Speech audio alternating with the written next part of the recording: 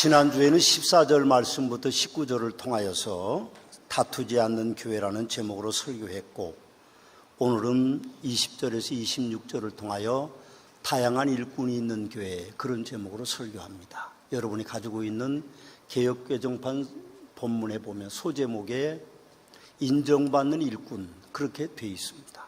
그래서 오늘은 다양한 일꾼, 또 인정받는 일꾼, 그런 주제를 가지고 말씀을 증거키를 원합니다. 교회는 그리스도의 몸입니다. 그러므로 교회 안에서 당연히 하나님의 은혜와 하나님의 영광이 가득해야 됩니다. 오늘 여러분들이 그걸 느끼시는지 모르겠습니다. 아마 어떤 분들은 하나님의 은혜와 영광이 가득함을 영적으로 느끼고 계시는 분들이 계신가 하면 그런 느낌이 없이 예배를 드리는 분들이 계십니다. 집에서 여러분들이 오실 때에 혹은 어제 주일을 준비하면서 하나님 만나러 오는 그 예배의 처소들이 하나님의 은혜와 영광이 가득하기를 바라는 마음으로 오셨어야 되고, 지금 여러분들이 하나님께서 임재하시어서 여러분들이 예배를 흠양하시고 이곳에 은혜가 가득하고 이곳에 영광이 가득하다고 하는 그런 영적인 느낌을 여러분들이 받고 계셔야 됩니다. 그런데 많은 교회들은, 많은 성도들은, 많은 목사들은 그런 느낌이 없이 예배를 드립니다. 그래서 교회들이 하나님의 은혜와 영광이 가득한 것이 아니라 사람들로 가득하기 때문에 그곳에 다툼이 일어나는 경우들이 있습니다. 대전의 모 교회는 10년 넘게 본당에서 예배드리고 1층 교육관에서 예배드리는 교회가 있습니다. 교단에서 해결해 보려고 애를 쓰고 그분들이 서로 맞고서 맞고발을 해서 대법원 판결을 받은 이후에도 여전히 1층과 2층에서 나누어져서 예배를 드립니다. 심지어는 담임 목사가 바뀌었는데도 다른 목사가 와서도 여전히 예배를 따로 드리는 교회가 있습니다. 지금도 그 교회는 또 다른 건으로 고소고발하고 그리고 벌금을 맞고 그러면서도 여전히 두 교회는 다투고 있습니다. 한 건물 안에서. 제가 어떤 장로님에게 들은 이야기인데, 모 도시에서는요, 같은 본당 안에서 예배를 두 부류가 드린다고 합니다.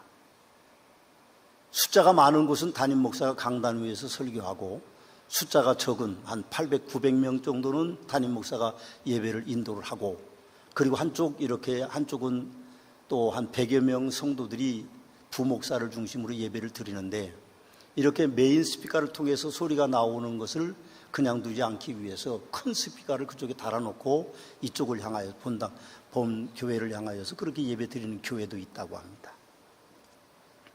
제가 아는 어떤 교회는 두 조각이 났습니다. 그래서 갈라져 나온 사람들이 예배당을 짓기 위해 땅을 산다, 그런 이야기를 들었습니다. 저는 그런 소리를 들을 때에 참 마음이 아픕니다. 교회가 우리 거냐, 교회가 목사 거냐, 교회가 성도들 거냐, 그렇지 않습니다. 교회는 주님께서 십자가 위에서 사람들을 구원하기 위해서 물과 피를 다 흘리시고 세우신 것입니다. 목사 것도 아니고 유력한 교인 것도 아니고 숫자가 많은 교인 것도 아니고 숫자가 적은 것도 아닌데 교회 안에는 다투는 일들이 많습니다. 왜 교회 안에 목사와 성도들이 다투고 성도들끼리 또 다툼이 있을까? 지난주에도 말씀을 드렸습니다만 리차드 백스터 목사는 사탄 편의 목사와 사탄 편의 성도들이 있는 곳에는 다툼이 있다, 그렇게 말합니다. 그렇습니다. 하나님의 성전인 교회 안에 다툼이 있어서는 절대로 안 되는데 교회 안에서 다툼이 있습니다. 어떤 경우에도 교회 안에서의 다툼은 합리화될 수 없습니다.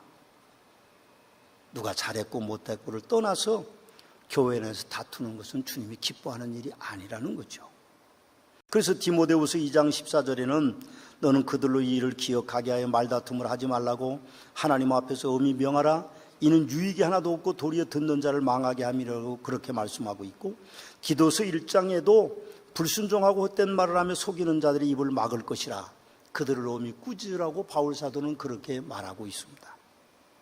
예수님의 몸된 교회 다투는 문제는 왜 일어날까요? 물론 뭐 여러 가지 문제들이 있을 수 있지만 제가 목회를 40년 동안 하면서 경험은 일꾼들 때문에 일어나는 것입니다. 교회 일꾼 때문에 교회가 다툼이 일어나죠. 주일날 낮에 한번 빼쫓기 오시는 교인들은 다툴 일이 없습니다. 그런 분들이 교회에서 다툰다는 건 상상도 못하죠. 교회가 무슨 일이 일어났는지 모릅니다. 무너졌는지도 문자 메시지를 통해서 봤던지 아니면 주일날 교회에 와서 알고, 교회가 뭐 무슨 일이 일어나도 소문으로만 알지 본인들은 모르기 때문에 절대로 다툴 일이 없어요. 그러나 교회의 중심적인 일꾼들이 교회에 다툼을 일으키는 것입니다. 우리가 생각해 보면 왜 그런 일이 일어날까? 좋은 일꾼이 되지 못했기 때문에 그런 일이 일어납니다. 바울 사도는 오늘 우리에게 교회 안에 일꾼이 되기 위한 지식을 가져야 될 세 가지를 이야기하고 있습니다. 그 첫 번째는요, 교회는 다양한 일꾼이 있다는 것을 알아야 된다는 겁니다. 큰 집에는 금그릇과 은그릇뿐 아니라 나무그릇과 질그릇도 있어 귀하게 쓰는 것도 있고 천하게 쓰는 것도 있다고 20절에 그렇게 말합니다. 교회는 여러 종류의 일꾼들이 있어야 된다는 이야기죠. 큰 집은 하나님의 성전인 교회를 말하는 것이고, 금그릇, 은그릇, 나무그릇, 질그릇이 있다는 것은 교회 안에 좀 하는 일이 다른 일꾼들이 있다는 겁니다. 여기서 우리가 간과해서는 안 되는 것은 다양한 일꾼들의 차이입니다. 금그릇 일꾼이 있고, 은그릇 일꾼이 있고, 나무그릇 일꾼이 있고, 질그릇 일꾼이 있다는 것입니다. 금그릇이 은그릇보다 나무그릇이 질그릇보다 가치가 높기는 하지만, 그러면 그 차이는요, 그런 형태로 교회는 비교할 수는 없는 것입니다. 제가 그렇게 말씀드리는 이유는 직분의 차이의 확연성을 부각시키려는 것이 아닙니다. 저는 여러분들이 금그릇인데도 은그릇인데도 나무그릇이나 질그릇처럼 본인을 생각하는 교인들이 많다는 데 문제가 있습니다. 교회는요, 일꾼이 많을수록 좋습니다. 참 좋아요. 어떤 일이 있을 때 일꾼들이 없어서 항상 교회는 어려움이 있습니다. 그럴 때 여러분들이 금그릇이든 은그릇이든 나무그릇이든 질그릇이든 여러분들이 하나님 앞에 받은 바의 은사대로 그렇게 일을 한다고 하면 아마도 좋은 일들이 있을 겁니다. 질그릇이라고 해서 나쁜 그릇이라는 표현이 절대로 아닙니다. 여러분 커피를 타서 잡수시는데 금이나 은그릇에 커피를 타먹는 분은 아마 없을 거예요.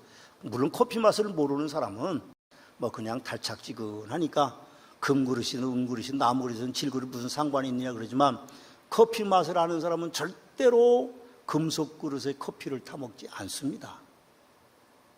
입의 감촉이 다르고 느낌이 다릅니다. 그래서 항상 차라리 질그릇이 훨씬 더 커피 맛을 느낄 수 있는 것입니다. 그럼 참 안타깝게도 교회 안의 일꾼들이 자신이 어떤 존재인지를 모르고 사는 분들이 굉장히 많아요. 목사님들 중에도 그런 분들이 많습니다. 저도 뭐 그 중에 하나일 수도 있습니다만, 목사는 하나님의 말씀인 성경을 현대인들에게 맞게 재조명해 주는 겁니다. 선포해 주는 겁니다.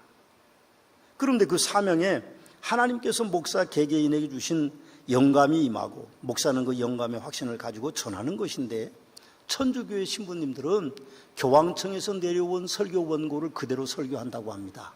내가 천주교회 때 다녀본 적이 없지만 제가 배우기는 그렇게 배웠습니다. 교황청에서 원고가 내려오면 그 원고를 그대로 설교한다고 합니다.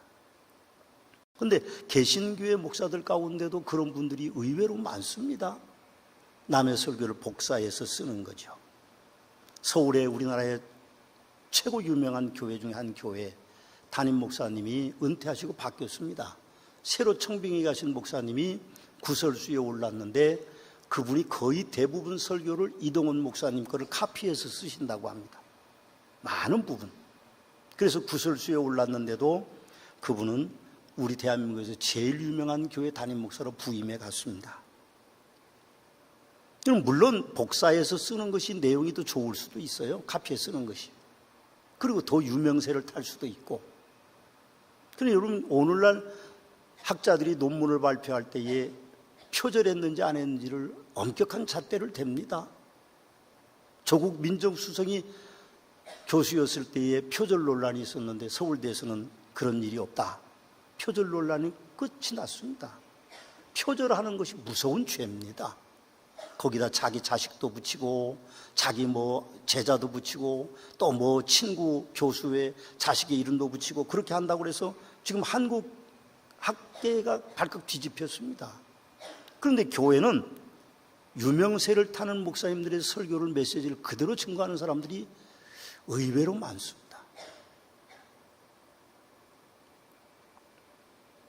글쎄요, 하나님이 어떻게 보실런지 네 설교보다 그 목사 설교가 더 좋다. 주님이 그러실 수도 있지만 제가 생각에는 그러실 것 같지 않습니다.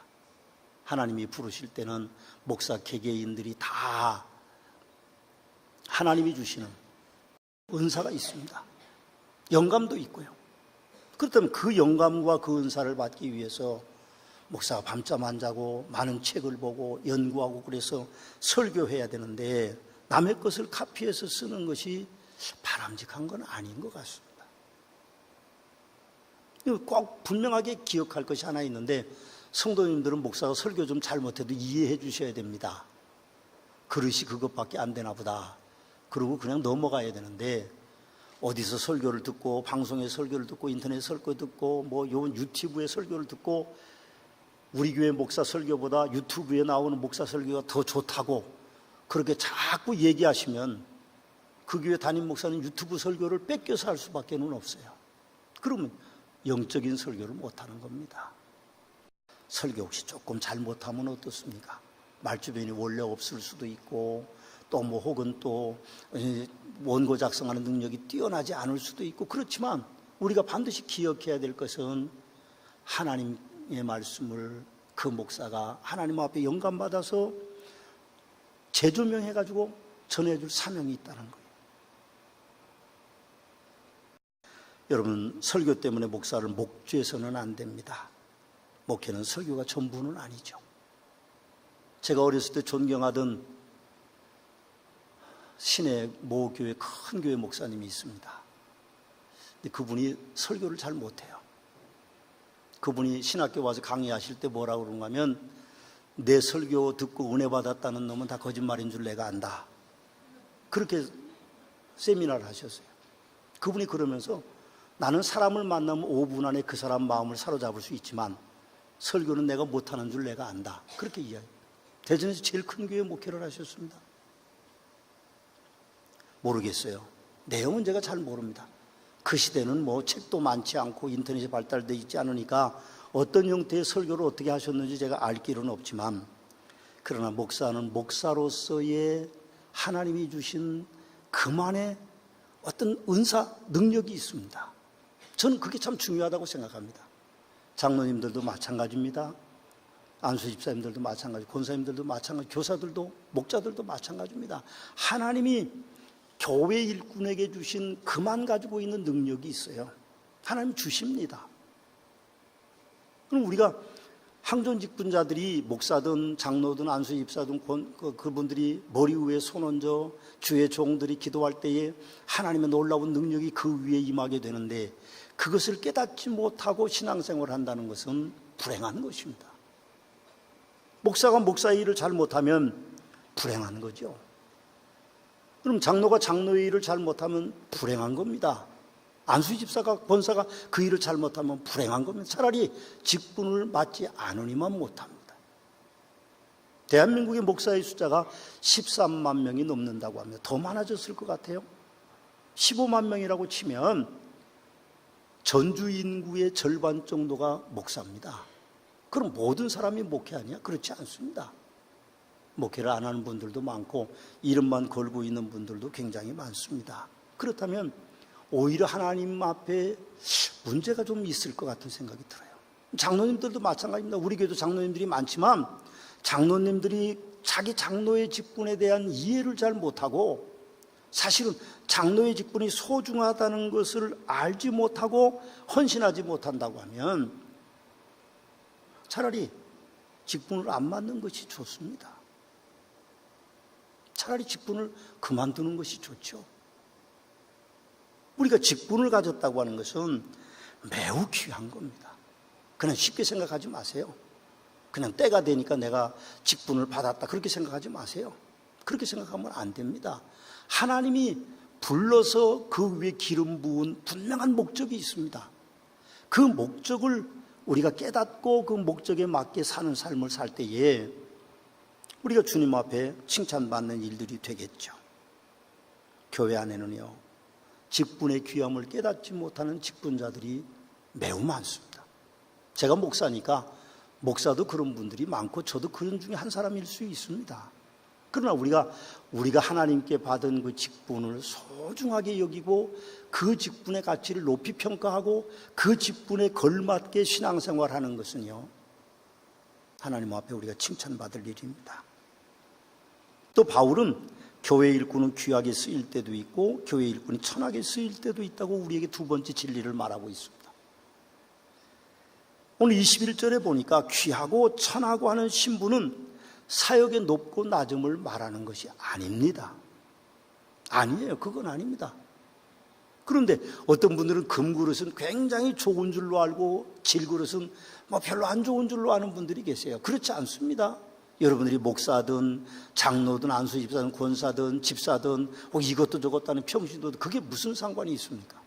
하나님께서 나를 부르실 때에 쓰시고자 원하는 마음이 있고 그 뜻에 우리가 합당하게 살면 상급이 우리에게 있지만 그 사역을 잘 감당하지 못하면 우리에게는 상급이 없습니다.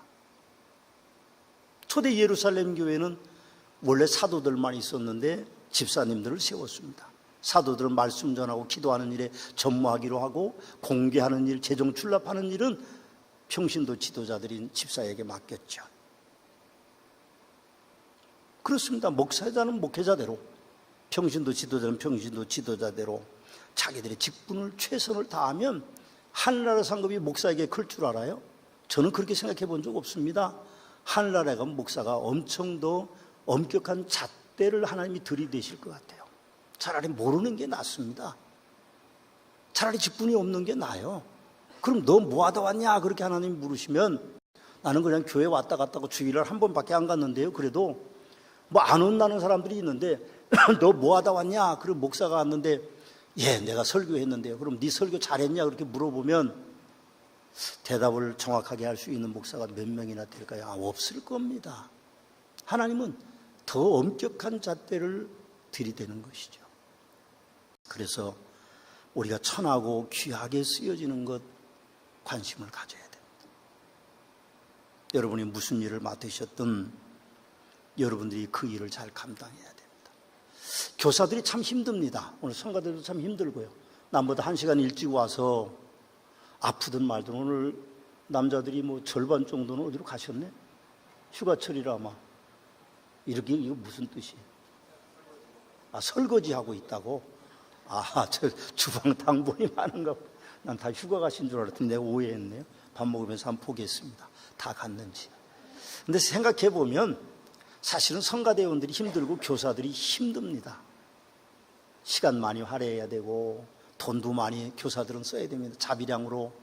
그렇게 아이들 데리고 예배가 끝나면 우르르 가면 어디 가냐고 물어보면 피자집 간대요. 그럼 걔네들이 보통 많이 먹습니까? 어른들 피자 한 판이면 끝나는데 걔네들은 3판 정도 먹어야 되고 참 힘들어요. 그러나 여러분 얼마나 그 직분이 귀한지 아십니까? 제가 우리 교회 처음 왔을 때 28살 때 제가 처음 왔는데 우리 오래된 교인들이 있어요. 저 뒤에 앉은 우리 진성이, 용배, 또 정민경, 또 난실이 난화, 초등학교 들어갔든지 안 들어갔든지 그랬습니다. 근데 지금 보면 중년이 돼서 나하고 비슷한 것 같아요. 나보다 키가 더 크고 어떻게 보면 나보다 더 노숙해 보이고 그래서 왜 쟤네들은 저렇게 많이 컸고 나는 크지도 않고 그냥 딱 붙어있냐 그런 생각이 들 때가 있어요. 생각해 보면 보람 있는 일이죠. 교사들이요, 아동부 때 유치부 때 맡아서 얘네들이 커가지고 한 10년쯤 지나면 중고등부가 되면요 자기보다 키가 훨씬 더 크고 굉장히 자랑스럽습니다. 그 쉬운 게 아니에요. 그만큼 교사들이 헌신해서 가능한 겁니다. 근데 교사들도 헌신 안 할 수 있어요. 그냥 예배 시간에만 달랑 왔다가 예배 시간에만 딱 자기 반만 맞고 그리고 달랑 가고 휴가도 안 내고 성경학교 할 때나 수련할 때 그냥 다른 데 휴가 내서 가고 그때 휴가 안 내고 안 오는 교사들도 많아요. 그냥 보람 있는 일은요, 자기 사명을 다 할 때 있습니다. 다 할 때 있어요. 참 놀랍죠? 교사들에게 헌신이 놀랍습니다. 여러분, 우리가 목회자는 목회자들, 평신도 지도자는 지도자로, 성도들이 성도대로 자기들의 직분에 최선을 다하면 되는 겁니다. 만약 회의하거나 방임하거나 월권하는 것은 좋은 일꾼의 모습은 아닌 거죠. 하늘 아래 상급은 직분에 있는 것이 아닙니다. 차라리 직분은 어떤 직분에서든지 귀하게 쓰여졌느냐 하는 데 있는 거죠. 귀하고 천한 것은 금이냐 은이냐 나무나 질이나 그런 것을 말하는 것이 아닙니다. 하나님이 주신 달란트대로 거기서 최선을 다하면 귀하게 쓰여지는 것이고, 그 달란트를 귀하게 사용하지 않으면 천하게 쓰여지는 것이죠. 어떤 교회의 재정을 담당하는 직분자가 11조 생활을 하지 않는다고 들었습니다. 아마도 제가 보기엔 덕이 되지 않고 복이 되지 않을 것입니다. 직분이 부담스러울 수도 있습니다, 우리가. 그렇죠? 그렇지만 받은 직분이 있으시다면 그 직분에 맞게 충성할 수 있어야 됩니다. 직분이 화가 아닌 복이 되도록 헌신하셔야 됩니다. 혹시 교회 일꾼으로 헌신하다가 실족할 수도 있죠. 저도 실족할 때가 있어요. 어느 목회자를 위한 책에 보면 사파가 그려져 있습니다. 그 사파에 그런 내용이 써 있어요. 가족이 식사를 다 하는데 그 가장의 어머니가 야, 너 교회 가야 되지 않냐? 그런 사파가 있습니다. 그랬더니 아들이 안 간다고 고개를 썰레썰레 흔들어요. 그 다음 장에 뭐가 써 있는가 하면 네가 그 교회 목사인데 네가 교회 안 가면 어떡하냐? 그래도 안 간다고 고개를 썰레썰레 흔듭니다. 우리가 생각해 보면 실족할 때가 있어요. 목사는 뭐 쇳덩어리인 줄 아십니까? 실족할 때가 있어요. 참 낙심할 때도 있고 그렇습니다. 그러나 여러분 절대로 낙심하지 마십시오. 베드로전서 4장 18절 19절에 보면 또 의인이 겨우 구원을 받으면 경건하지 아니한 자와 죄인은 어디에 서리요? 그럼 하나님의 뜻대로 고난을 받는 자들은 또한 선을 행하는 가운데서 그 영혼을 미쁘신 창조주께 의탁할지어다 하고 그렇게 베드로 사도는 말합니다. 아멘입니다. 저도 목사로서 그렇게 살기를 원합니다. 실족하지 않고 강하게 살아가는 일꾼들이 돼야만 됩니다. 세 번째 진리는 교회 안에는 깨끗한 일꾼이 필요하다는 것을 말하고 있습니다. 바울 사도께서 전하는 놀라운 진리는 누구든지 이런 것에서 자기를 깨끗하게 하면 귀히 쓰는 그릇이 되어 거룩하고 주인의 쓰심에 합당하여 모든 선한 일에 준비함이 되리라고 말합니다. 교회 안에서는 모든 성도들이 다 같을 수는 없지만 모든 성도들이 다 주님의 쓰시기에 깨끗하고 합당해야 된다는 것입니다. 그렇다면 좋은 일꾼이 누구냐? 오늘 본문의 7가지 방법을 제가 발견했어요. 제가 어떤 주석책에 보니까 목회자를 위한 5가지 방법 뭐 그런 것도 있고 여러 가지가 있는데, 저는 여러분들에게 설교하기 때문에 본문에서 그렇다면 좋은 일꾼이 누구냐? 어떻게 하면 좋은 일꾼이 되느냐를 방문했는데 7가지 완전수를 찾았습니다. 그 첫 번째는 일꾼은요, 자기 정체성을 알아야 돼. 내가 누구냐 하는 걸 알아야 돼. 자기 스스로를 모르면 안 돼요. 그거 안 됩니다. 자기 스스로를 몰라서는 좋은 일꾼이 될 수 없죠.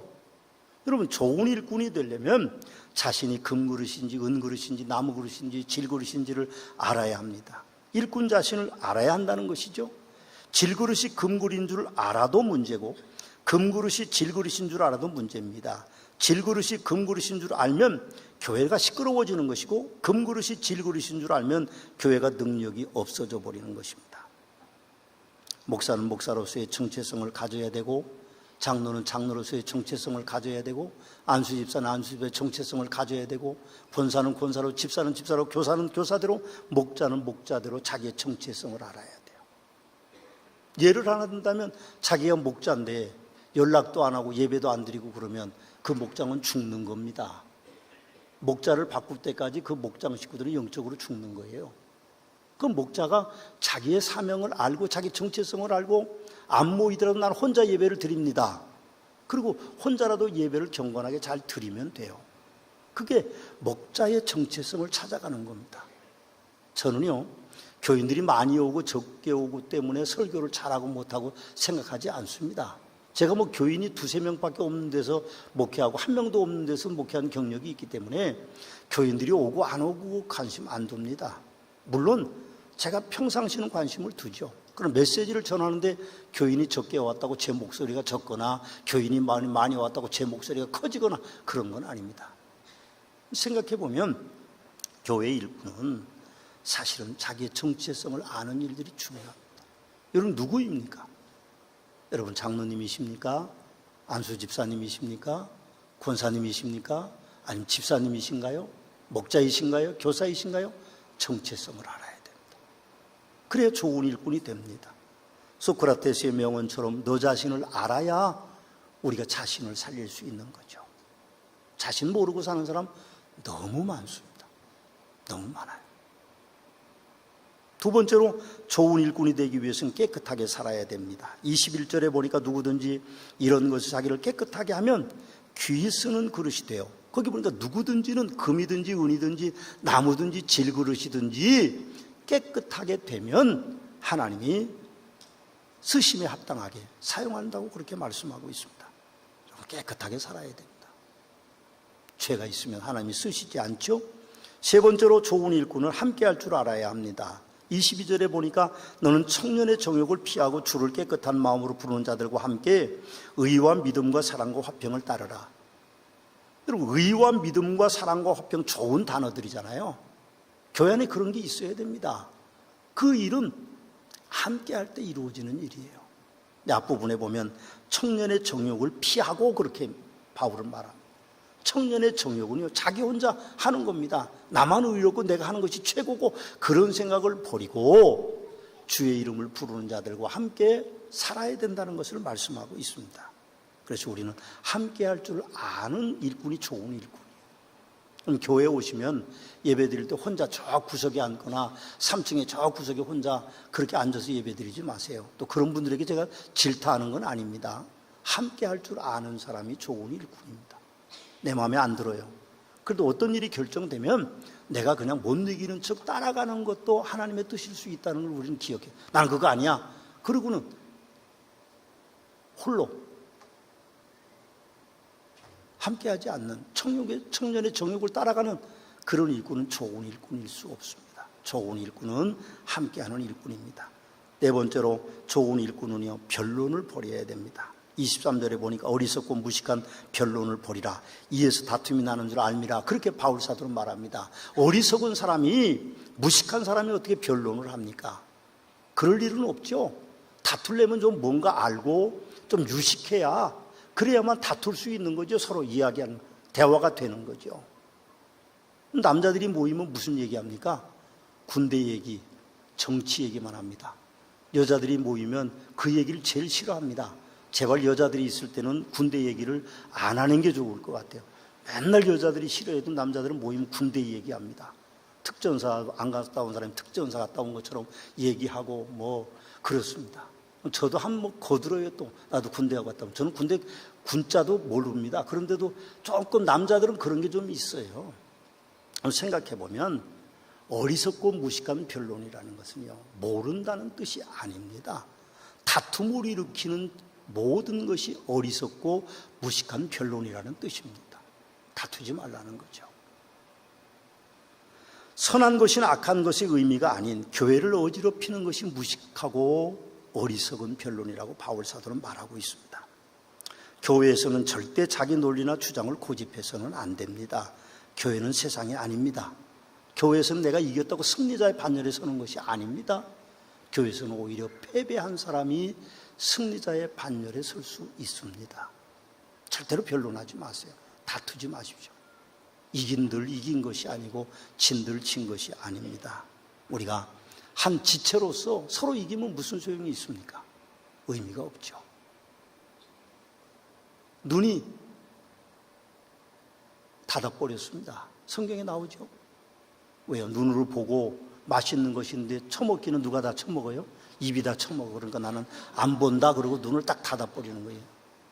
그러니까 안 된다는 겁니다. 눈도 보고 입으로 먹으면 결국 눈에 영향이 가고 눈도 밝아진다는 거죠. 그리고 우리가 자기 주장을 고집해서는 안 됩니다. 교회는 세상이 아니에요. 여러분 직장처럼 교회를 생각하면 안 됩니다.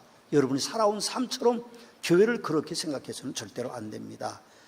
교회는 네가 옳고 내가 그르고 내가 그르고 네가 옳은 것이 문제가 아닙니다. 교회는요 항상 은혜와 영광이 가득해야 돼요. 누구의? 예수 그리스도의 은혜와 영광이 가득해서 그분이 원하시는 대로 해야 됩니다. 러시아 속담에는 너무 긁으면 피부가 상하는 것처럼 말이 너무 많으면 마음을 상하게 한다는 말이 있다고 합니다. 너무 긁으면 안 됩니다. 피부가 상합니다. 많은 말을 하면, 변론을 하면 문제가 생기게 돼 있습니다. 다섯 번째로 교회 일꾼은 다투지 않아야 된다고 말합니다. 24절에 보면 주의 종은 다투지 아니하고 그렇게 이야기하는데, 주의 종을 디모데 목사에게 국한시켜서는 안 됩니다. 모든 사람들이 주의 종입니다. 다투지 않아야 되죠. 여섯 번째로 교회 일꾼은 참아야 된다고 말합니다. 24절에 보면 모든 사람에 대해 온유하며 가르치기를 잘하며 참으며 그렇게 이야기합니다. 힘이 없어서 참는 것이 아니라 성질이 없어서 참는 게 아닙니다. 좋은 일꾼은요 참는 것입니다. 참는 거예요. 제가 이번에 중등부 수련회를 가서 하루 반나절 정도 있다 왔는데요, 난 중등부 애들이 그렇게 친절한 줄 몰랐어요. 오늘 중등부 애들이 왔나? 왔어요? 온 것도 같고 안 온 것도 같고. 네, 왔네. 식사를 대접하는데요, 그 동네에 이제 교회 다니는 어른들을 다 모셔서 식사 대접하는데 너무 친절하게 밥을 못 먹었어요. 뭐 필요한 거 없으세요? 한 녀석이 와서 그러면 그 다음에 또 한 녀석이 와서 필요한 거 없으세요? 또 한 녀석이 필요한 거 없으세요? 야 됐다 그만하라. 그래도 한 10명도 넘게 삐죽히 들이밀고 고개 들이밀고 필요한 거 없으세요? 더 갖다 드릴까요? 산더미처럼 쌓였는데도 계속 가지고 오는 거예요. 난 애들이 그렇게 착한 줄은 처음 알았는데, 요즘 애들은 그런 애들이 없는데 지 먹을 것도 없을 텐데 뭐 고기를 산더미처럼 싸놓고 음식 갖다 놓고 필요한 거 없으세요? 없어요. 교회에서는 인사도 잘하던 녀석이 고개 내밀고 필요한 거 없으세요? 없으세요? 그렇게 계속해서 제가 깜짝 놀랐어요. 훈련이 된 건지 본래 착한 건지 아니면 세뇌를 당한 건지 제가 잘 모르겠다. 속으로 그랬습니다. 그날만 그랬는지는 혹시 모르겠어요. 이제 두고 봐야 되는데, 사실은 오래 참는 게 필요합니다. 좋은 일꾼은요 어쨌든 참아야 돼요. 안 참으면 다투게 됩니다. 좀 참아주세요. 저도 잘 참으려고 하는데 참는 게 참 어려운 것 같습니다. 좀 잘 참아야 돼요. 마지막으로 교회의 좋은 일꾼은 온유함으로 훈계할 줄 알아야 된다 하고 25절에 그렇게 말합니다. 온유는 24절의 온유는 내적인 거고 25절, 26절의 온유는 외적인 겁니다. 다른 사람을 향하여 참고 나 자신에게도 참는 것이 좋은 일꾼의 모습입니다. 옆에 분에게 한번 그렇게 해주십시오. 잘 참으십시다. 잘 참으십시다. 성질 고약하게 생겼어도 좀 참으면 멋있어집니다. 멋있어져요. 잘 참으십시오. 서문화교회는 잘 참는 교인들이 많아서 다투는 교회가 아닌 주님 앞에 칭찬받는, 말세지 말에 주님 앞에 칭찬받는 복된 교회가 되시기를 주님의 이름으로 부탁의 말씀을 드립니다. 기도하시겠습니다. 이제는 우리 주 예수 그리스도의 은혜와 아버지 하나님의 극진하신 사랑하심과 성령님의 감화, 감동, 역사하심의 은총이 좋은 일꾼 되기 원하는 성도들 위해 승리와 축복의 하나님으로 함께 계시옵기를 축원하옵나이다. 아멘.